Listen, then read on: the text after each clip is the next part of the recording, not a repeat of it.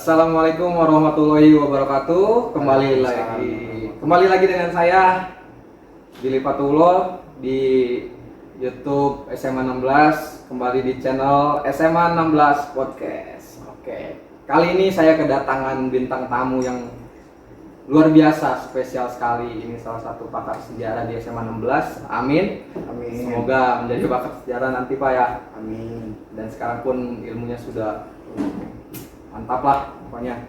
Nah, di sini saya bersama dengan Pak Octavian Permana sebagai guru sejarah di SMA 16 Kabupaten Tangerang. Kali ini tentu kalian tahu dong kalau udah duduk bareng dengan guru sejarah itu yang mau dibahas apa gitu kan. Tentunya persoalan sejarah Pak ya. Betul. Nggak mungkin kita bahas-bahas yang lain. Iya. Tapi bisa aja sih ya bahas-bahas yang lain. Boleh.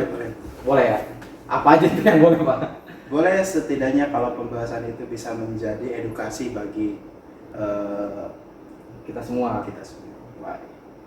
Kali ini saya bersama dengan Pak Octavian ingin sedikit banyaknya membahas tentang sejarah. Mungkin kali ini kita membahas sejarah secara ringkas saja, secara umum seputar sejarah secara umum, tidak spesifikasi dengan kasus dan lain sebagainya. Kita bahas yang secara umum, yang ringan-ringan. Mungkin kalau mau bahas yang lebih beratnya lagi mungkin nanti ada pakarnya lagi. Intinya mengenal apa sih belajar sejarah. Nah, itu mungkin yang lebih penting. Bagaimana belajar sejarah itu. Biar kalian tahu, teman-teman tahu semua, apa sih sejarah itu Pak? Kenapa sih kita harus belajar sejarah?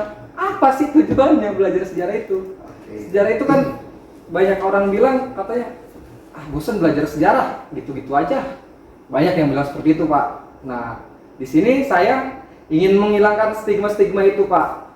Ingin menghilangkan stigma-stigma itu agar siswa-siswa kalian semua tahu bahwa pentingnya sejarah itu apa? Apa sih sejarah itu Pak? Itu mungkin Pak salah satu pertanyaan yang pertama Pak. Kita sharing aja di sini, kita sharing Pak. Baiklah, kalau begitu saya menanggapi pertanyaan dari Bapak Billy Fatullah tentang apa sih sejarah itu. Ya, kalau kita ngomongin sejarah, mungkin secara etimologi, sejarah itu dari bahasa Arab. Ya, artinya adalah pohon. Akar katanya dari sajarotun. Ya, kalau kita merujuk ke dalam etimologi di dalam bahasa Inggris, kita mengenal namanya historia. History itu terkait dengan cerita. Ya, story kan, story. Nah, yang lebih awal dari etimologi dalam bahasa Inggris itu dikenal dengan nama historia.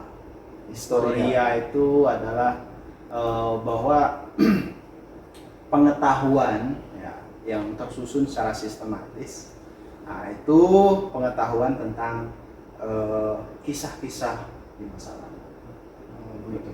Jadi yang misalkan punya kisah-kisah di masa lalu itu juga sebagai sejarah ya. Sebagai sejarah. Kalau yang sekarang kan anak-anak muda nih biasanya kan bikin story Instagram dan lain sebagainya, itu juga suatu sejarah di kemudian hari nantinya. Betul. Seperti itu berarti Pak. Iya. Yang saya pahami, yang saya dapat mungkin dari Bapak itu sejarah arti-arti itu, dari ya. Maksudnya secara umum sejarah itu ya storia. Iya. Apa yang cerita pada hari ini itu bisa diangkat di kemudian hari sebagai sejarah. Ya, jadi sejarah itu sederhananya adalah orang sering bilang pengalaman adalah guru terbaik. Mantap, Ya. betul Pak, benar Pak. Pengalaman adalah Sebetulnya itu adalah kalimat Saya motivasi bagi kita untuk pentingnya belajar akan sejarah. Karena mustahil ya sejarah itu tidak terjadi gitu. Dan pengalaman itu fakta dan itu terjadi. Nah, sejarah juga berdasarkan fakta. Fakta yang paling real dalam kehidupan sehari-hari adalah pengalaman kita sendiri. Sederhananya begini ya, Bapak. Coba Bapak pejamkan mata, ya. Seperti saya ini pejamkan misalkan. mata. Berarti saya pejamkan mata Ya, tarik nafas. Kemudian juga hembuskan. Dan kemudian Bapak buka mata. Apa yang terjadi? Gak ada yang terjadi, cuman saya habis tarik nafas tadi. Iya. Dan lebih lega aja gitu. Iya. Itu aja sih. Itu betul tidak ada yang terjadi. Ya. Betul tidak ada yang terjadi. Iya, saya hanya merasakan lebih rileks aja mungkin Pak. Iya. Maksud saya begini Bapak. Betulkah bahwa itu bukan sebuah peristiwa?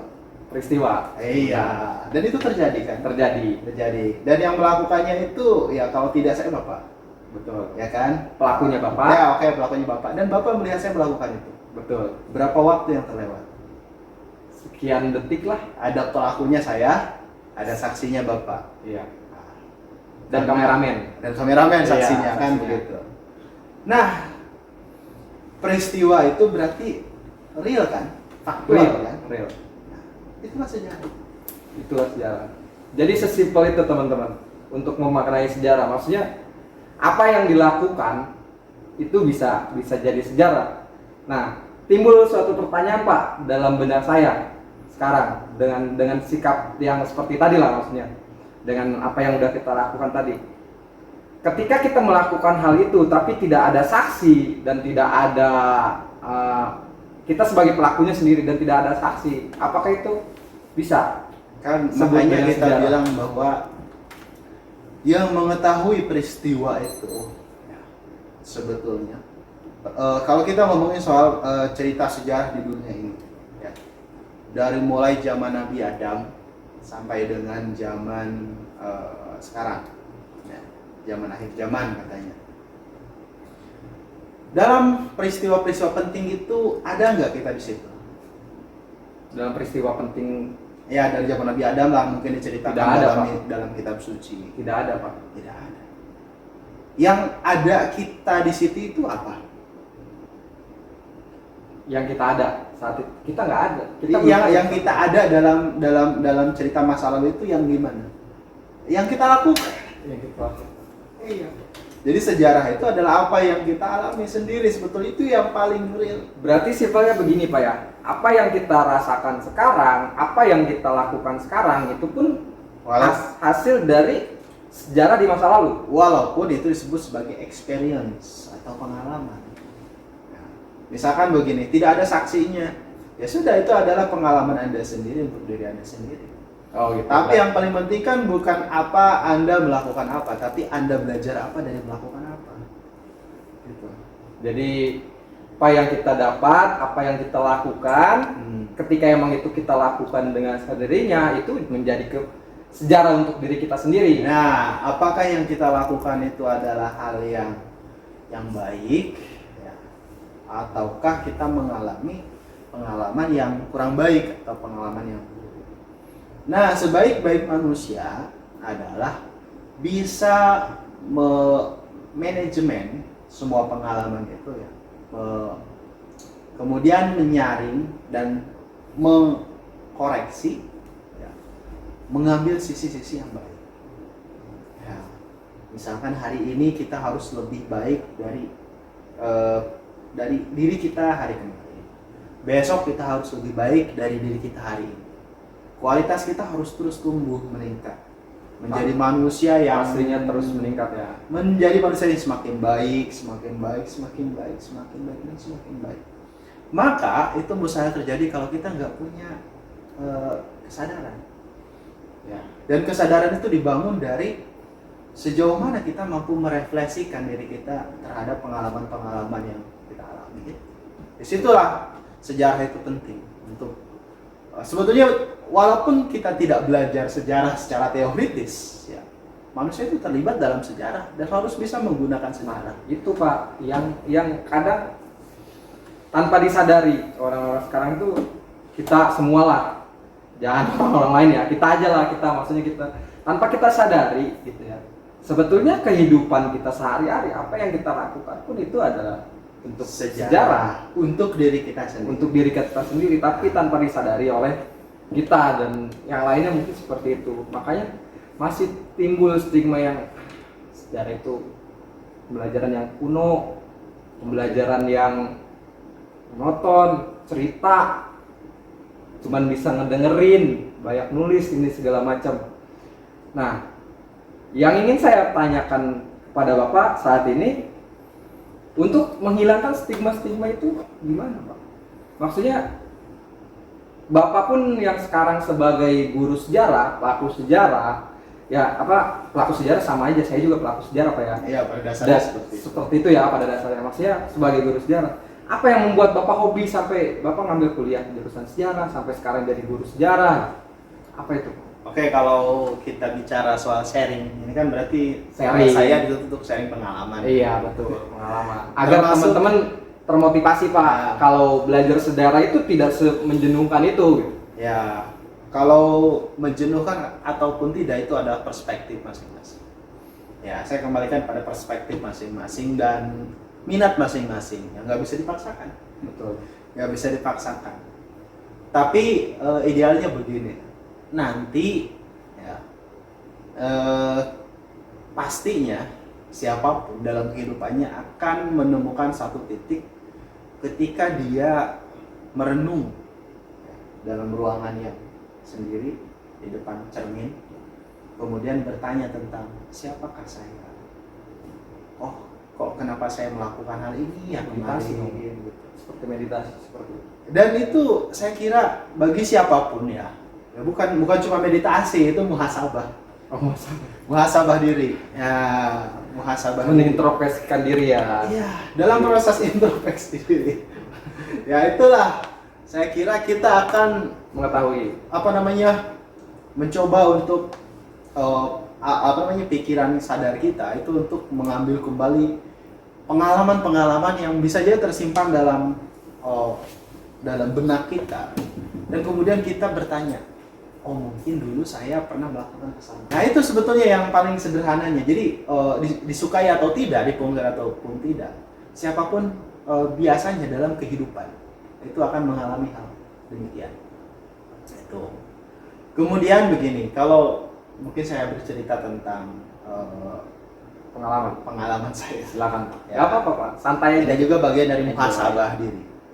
Bahwa dulu zaman saya sekolah, terutama sejarah secara akademik, Iya Pak. sebelum saya mengenal terlalu jauh, ya sejarah itu mungkin dipandang hanya sebagai suatu tuntutan akademik dalam bidang sekolah yang harus dipelajari, dan itu yang terjadi juga terhadap saya pada masa-masa SMA. Itulah seperti Jadi Bapak juga menyadari ya. ya, jadi Ya. seperti hal itulah ya, kadang-kadang guru sejarahnya cerita kemana dan kita jenuh lah. Kadang-kadang ada jenuhnya, karena kan mungkin pembelajaran pada masa itu, pada masa saya sekolah sekitar tahun 2010-an, karena kurikulum itu bukan kurikulum sih sebenarnya, bagaimana style gurunya saja gitu, ada yang cocok atau ada yang kurang cocok terhadap muridnya. Jadi kebanyakan ya, dan sampai sekarang pun juga kan itu lebih ke teacher center. Jadi pembelajaran tergantung klasikal dan tergantung guru. Ya, tergantung guru. Ada yang bisa dinikmati, mungkin sebagian, ada yang bisa dinikmati, mungkin yang menikmati, tapi tidak semua tipe anak ya, dalam pembagian, kalau nggak salah. Karena ada banyak tuh pembagian karakteristik anak, itu tidak semuanya menikmati metode seperti itu, kan begitu. Termasuk saya yang biasa saja. Baik Pak. Ayo lanjut Ya. dulu. Oke, baiklah. Terus kemudian sampai saya menempuh pendidikan di perguruan tinggi, saya nggak pernah kepikir untuk masuk jurusan pendidikan sejarah. Itu faktanya. Ini secara kebetulan atau Tapi di dunia ini kemudian saya nggak percaya adanya kebetulan. Oh, ini gitu. jalan hidup. jalan hidup. Jalan hidup Garis yang tangan mungkin dari Tuhan gariskan ke saya Kesana. ya, bahwa kamu harus belajar ini. Nanti kamu akan mengerti sesuatu. Jadi orientasi awal saya itu pertama kali saya itu kok pengen ya belajar berkaitan dengan bumi, belajar berkaitan dengan antariksa ya. Belajar berkaitan dengan pemetaan ya. Belajar tentang batuan. Jadi dulu saya senangnya geografi. Oh, baik itu Ya, kemudian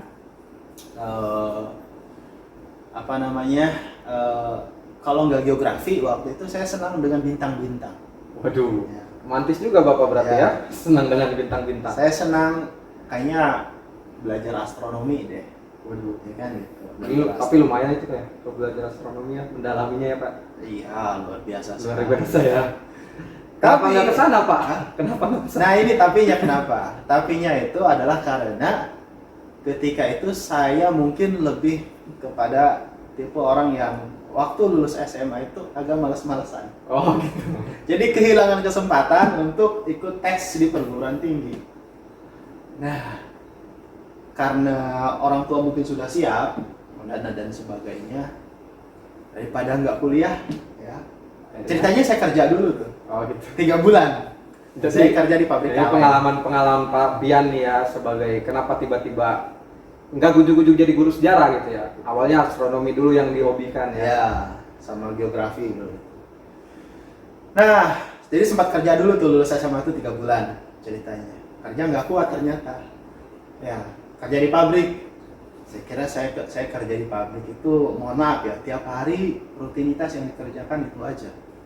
Dan kok saya kayak merasa semakin down gitu ya, secara fisik dan mental gitu ya. Nggak kuat 3 bulan, sudahlah saya resign dari pekerjaan. Kemudian ada kesempatan di salah satu kampus, udah kata orang tua, kamu masuk sini aja. Tuh daripada nggak kuliah, kerja juga nggak lama, Iya. ya karena mungkin nggak cocok ya waktu itu. Ya sudah, akhirnya dari sekian jurusan yang saya pilih, saya milih pendidikan sejarah. Waktu itu nggak tahu kenapa saya milih jurusan itu. Anggapan saya awalnya begini, semoga saya bisa menikmati belajar sejarah. Berarti saya simpulkan ya dari pengalaman Pak Pian pun ini juga sebagai suatu sejarah ya di masa muda setelah lulus SMA.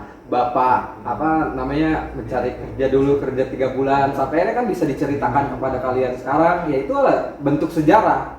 Jadi apa yang kalian lakukan? Ya mungkin video ini pun Pak ya, obrolan kita sekarang kita upload ke YouTube itu juga bisa menjadikan sejarah, Iya. pengalaman-pengalaman buat teman-teman nanti. Nah, Pak, tadi kan Bapak sedikit bicara tentang metode nih ya, tentang metode pembelajaran untuk agar tidak monoton dan tidak jenuh nih belajar sejarah tuh, metode yang efektif lah yang biasa Bapak terapkan agar siswa ini nggak ngerasa pembelajaran ini klasik banget, pembelajaran ini terlalu menjenuhkan. Metode apa tuh yang biasa Bapak terapkan? Kalau berbicara soal metode pembelajaran, ya, metode itu adalah ikhtiar. Dalam juga nih. Ya, cara ya benar juga sih Pak. Ya. Secara ikhtiar ya kita harus Jadi apapun yang kita sebagai lakukan ya, seorang pengajar, terutama bidang studi sejarah, kita harus menemukan cara. Metode itu kan sederhananya cara. Bagaimana sih agar pelajaran kita idealnya begini, bisa dinikmati oleh siswa. Itu. Tapi tentunya tidak semua metode itu untuk semua siswa. Jadi nggak semua siswa menyukai metode itu ya. Ya, walaupun kita bilang bahwa ini metode terbaru, Ya. nggak semua siswa. Lagi-lagi berarti apa yang kita misalkan punya metode lain gitu dalam pembelajaran sejarah, tapi tidak. Misalkan dalam kelas ada 32 siswa atau 34 siswa. Enggak semua 34 suka dengan metode yang Bapak lakukan berarti kan? Ya semuanya.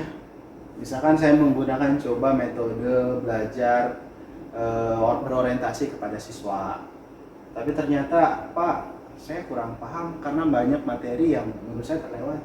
Saya butuh Bapak untuk menjelaskan lagi, kan berarti saya balik lagi ke klasikal. Akhirnya balik lagi ke klasikal ya. Iya gitu loh. Saya coba untuk menerapkan metode belajar aktif terhadap siswa. Itu biasanya yang sering saya lakukan ya. Belajar apa? Belajar Belajar aktif. aktif. Jadi Ya. lebih ke diskusi atau gimana? Lebih ke diskusi sih. Walaupun misalkan saya sebagai begini, dalam pembelajaran klasik pun ataupun kan nggak selamanya guru itu terus-terusan dalam satu arah gitu. Betul. Ya. Emang gak nyaman juga Pak kalau bicara Iya. ngobrol kayak gini Dan- juga satu arah iya. gak enak. Satu arah nggak enak. Iya, harus dua arah. Iya betul sekali. Apalagi kalau di kelas tuh kalau satu arah doang kita ngomong, Iya. anak-anaknya cuma diem gitu kan. Ya, dan kadang-kadang ada kawan kita juga yang suka satu arah ya. Ya, dan itu lucu sih ya. Aduh. Ya udah, lanjut Ya. Pak.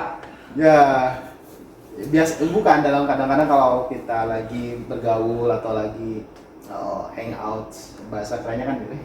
Ada kawan kita yang cuma satu arah itu kan boring juga ya. Ya ini orang ngomong Guru apa, milenial nih kayak gini nih, ngomongnya juga hangout. ya kan.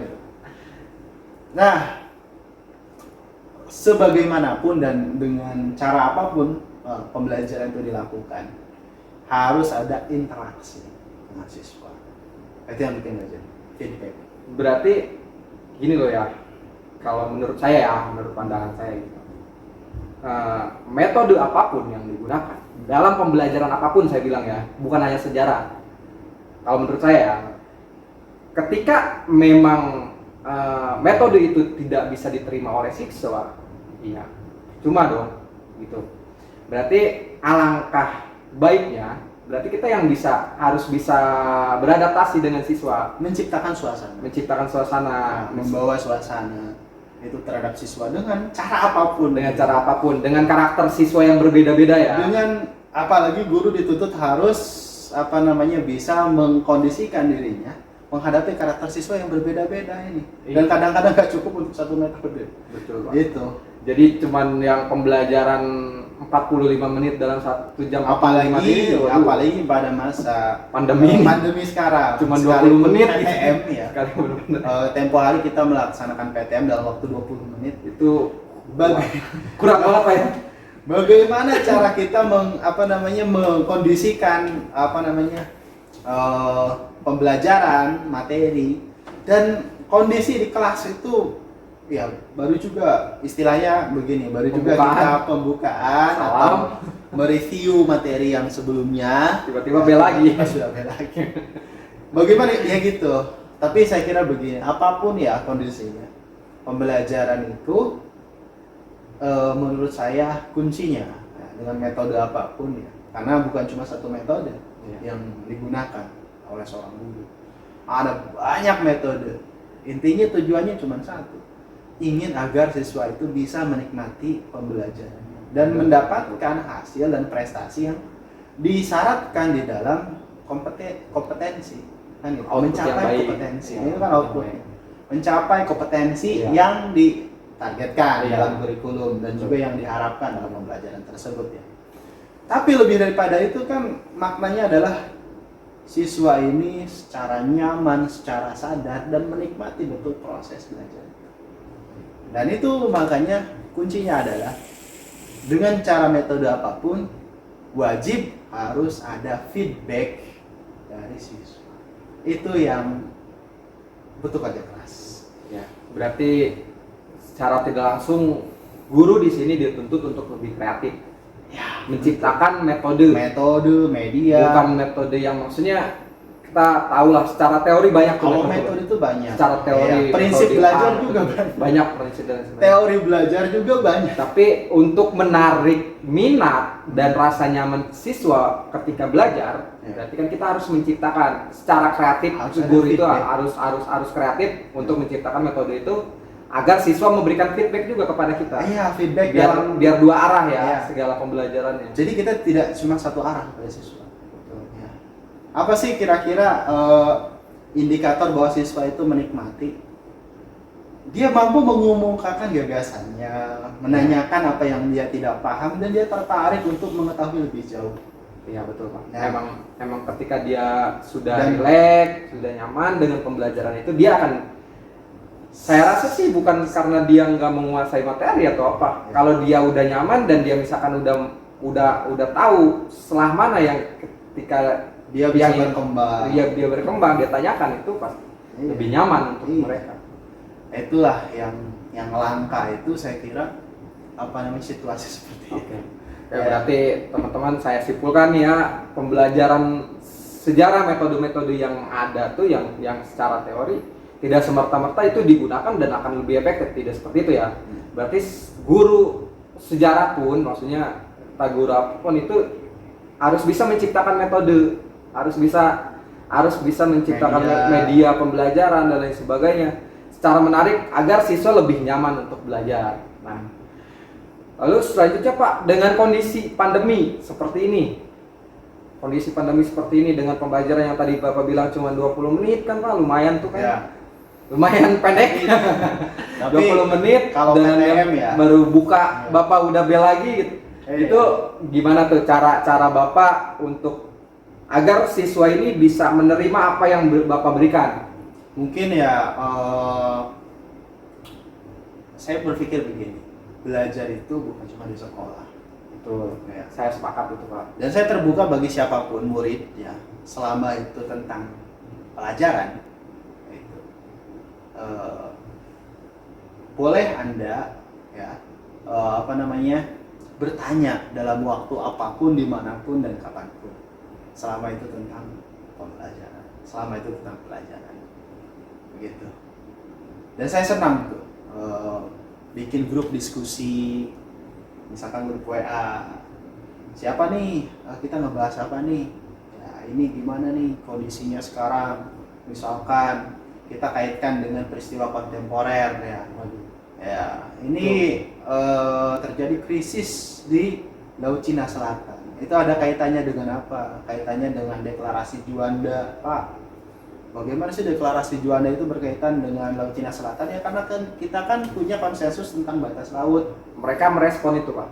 Dan kita harus menciptakan situasi itu dimanapun dan kapanpun. Dan walaupun walaupun melalui media ya, gitu, tidak. Every day, every time is study. Setiap hari, setiap waktu adalah belajar. Mau itu hari libur, ya tetap.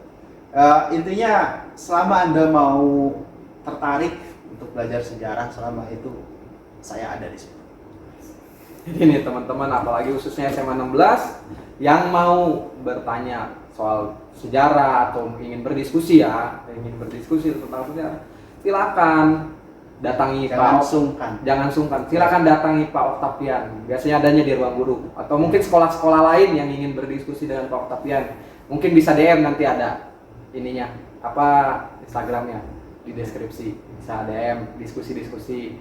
Nah, mungkin peristiwa-peristiwa kayak kontemporer dan lain sebagainya, mungkin itu nanti bisa Pak Pian bahas di materi-materi sejarah yang akan mungkin diupload juga di YouTube ini gitu. Nah, mungkin udah terlalu asik nih Pak ya obrolan kita sampai akhirnya bermenit-menit, kayaknya udah hampir 1 jam kali. Saya sih serahkan kepada pembawa acara ya. Cut dulu. 3, 2, 1. Baik, berarti dari pembahasan kita kali ini Pak udah lumayan. Terima kasih waktunya Pak Octavian. Sama-sama. Ya, kesimpulannya sih yang saya rasakan dari obrolan ini, apapun yang kita lakukan, apapun yang kita laksanakan setiap hari itu adalah peristiwa sejarah. Jadi jangan kalian pungkiri, jangan kalian bahwa sejarah itu hal yang sangat menjenuhkan. Tanpa kalian sadari juga, sejarah setiap hari apa yang kalian lakukan itu ya sejarah. Kalian main handphone, kalian Insta story dan lain sebagainya, itu story itu kan juga bisa menjadi sejarah, bisa menjadi cerita nanti untuk anak cucunya misalnya, seperti itu. Jadi jangan berarti jas merah katanya Pak. Jangan lupakan sejarah. Ya, saya nambahin sedikit. Everything is about history. Mantap.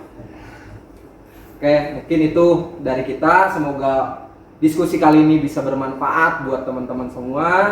Ingin lebih lanjut diskusi soal sejarah, bisa datang ke Pak Octavian Permana. Lewat direct message. Lewat apa Pak? Direct message. Oh, siap Pak. Ya, terima kasih Pak Octavian atas waktunya.